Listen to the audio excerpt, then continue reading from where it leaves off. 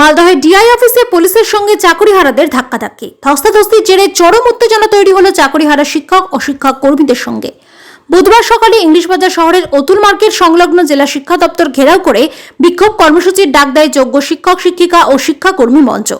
এই দিন শতাধিক চাকরিহারা তরুণ তরুণীরা মিছিল করে জেলা শিক্ষা দপ্তরের সামনে গিয়ে বিক্ষোভ দেখাতেই পুলিশি বাধার মুখে পড়ে বলে অভিযোগ।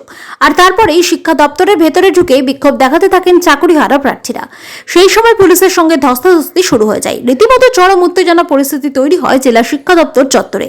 রাজ্য সরকার ও শিক্ষা দপ্তরের ভূমিকা নিয়েও এদিন প্রতিবাদে সোচ্চার হন চাকরিহারা প্রার্থীরা। পাশাপাশি পুলিশি বাধার মুখে প্রতিবাদ জানিয়ে জেলা শিক্ষা দপ্তরের সামনেই অবস্থান বিক্ষোভে বসে পড়েন প্রতিবাদীরা। চাকরিহারারা জানান, আমরা যোগ্য, কেন তথ্য দিচ্ছে না রাজ্য সরকার? এই পরিস্থিতিতে আমরা কোথায় যাব? তাই আজ আমাদের এই ডিআই অফিসে বিক্ষোভ করতে হবে, আমাদের অপমানিত করছে।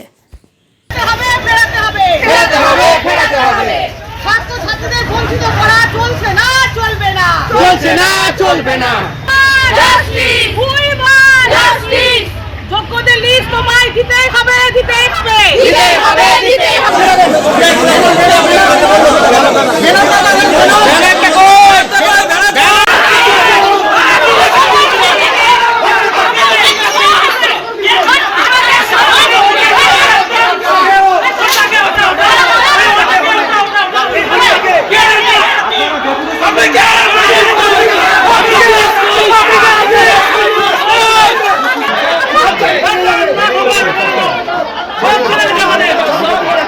আমরা 2016 SLST যোগ্য আমরা শিক্ষক এবং শিক্ষাকর্মী।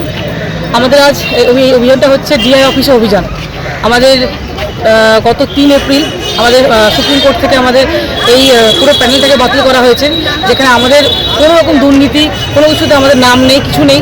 তবুও আমাদের এরকম প্যানেল থেকে ক্যান্সেল করা হয়েছে, যার জন্য আমরা আজ ন্যায় বিচার পাওয়ার জন্য আমরা জেলায় জেলায় এই ডিআই অফিস অভিযান করছি। এরপর আমাদের আরও নানা রকম কর্মসূচি রয়েছে। আমাদের যেটা সরকারের কাছে এবং এসএসসির কাছে আমাদের বার্তা, যে আমাদের যেন সঠিক ওএমআর মিরর ইমেজ আর কি আমাদের ওয়েবসাইটে প্রকাশ করুক এবং আমাদের যোগ্য অযোগ্য তালিকা যেন প্রকাশ করে সুপ্রিম কোর্টে নিয়ে গিয়ে আমাদের যেন বাঁচায়, এই আমাদের আজকে দাবি।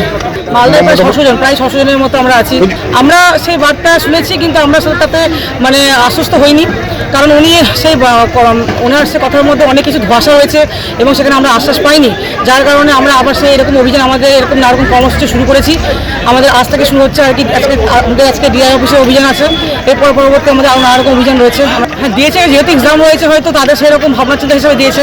আমরা তো স্কুলে এত বছর চাকরি করছি, কাজ করছি, আমাদের কিছু ওরকম দায়িত্ব রয়েছে, সেই জায়গা থেকে আমরা গেছি। কিন্তু আমরা যাবো না স্কুলকে আমরা এখন পর্যন্ত হবো না। আমাদের এখন পর্যন্ত ন্যায় বিচার পাচ্ছি আমরা, তো আমরা এখন আমাদের আমরা হচ্ছে SLST 2016 ব্যাচ এবং আমরা যোগ্য শিক্ষক। সেখানে যোগ্যতা থাকা সত্ত্বেও আমাদের অধিকারের চাকরি নিয়ে যে ছিনিমিনি খেলাটা শুরু হয়েছে, সেটা বিরোধী পক্ষ হোক, সরকার পক্ষ হোক, বিভিন্ন রকমের সংগঠন হোক বা আর যাই হোক না কেন, এইটার প্রতিবাদে আমরা পথে নেমেছি এবং নামতে বাধ্য হয়েছি। ডিআই অফিসের অভিযানটার কারণটা হচ্ছে, আমরা বিভিন্ন রকমভাবে ডিআই অফিসের থেকে বিভিন্ন মান্যতা বা বিভিন্ন সময় তাদের সহযোগিতা করে থাকি। শুনতে পাচ্ছি যে আমাদের ইমিডিয়েটলি বেতন বন্ধ হতে চলেছে, ঠিক আছে? তো এই ব্যাপারে আমাদের ভূমিকা কি হওয়া উচিত, মানে কেন? আমরা তো জানি আমরা যোগ্য শিক্ষক, আমরা জানি যে আমাদের বিরুদ্ধে কোনো রকমের কোনো দুর্নীতির অভিযোগ নেই, তাহলে এই বিচারিতা কেন? কালো এক আরও কর্মসূচি রয়েছে, সেটা ওখানে গেলেই বুঝতে পারবেন। ওনাদের সাথে আমরা মানে কি বলবো, যে পর্যায়ে যেতে হয় সে পর্যায়ে যাব, কিন্তু আপাতত কাজ বন্ধ করব। এখানে 700-800 আছে, শিক্ষাকর্মী দিয়ে প্রায় 1000 হবে। দেখুন, উনি জয়েন করতে বলেছিলেন এবং আমরা তার সাথে খুব বিরোধিতায় যেতে চাইনি, কিন্তু যখন এইটা জানলাম যে ভলেন্টিয়ারি, অর্থাৎ আমাদের সম্মানের জিনিসটাকে ভলেন্টিয়ারি স্বেচ্ছাসেবক হিসেবে সামনে দেখানো হচ্ছে ব্যাপারটা, এটার সাথে আমাদের ভীষণভাবে আপত্তি আছে।